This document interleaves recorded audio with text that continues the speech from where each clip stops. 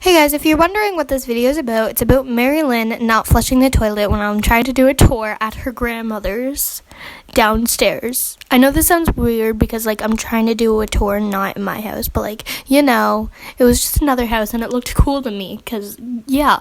Anyway, so you might want to watch to see the rest. So guys, we're at Mary Lynn's right now.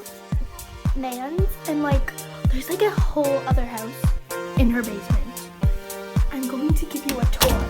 So this is a 1-bedroom apartment. There's Mary Lynn.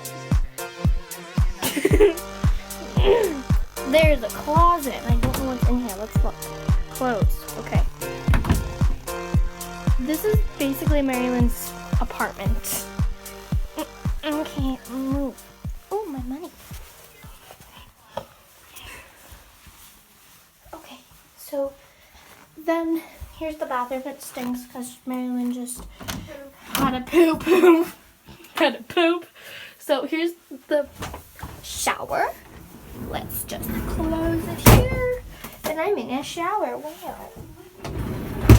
It stinks even more in the shower. Why? And Mary Lynn didn't flush the toilet. No, it's not flushed.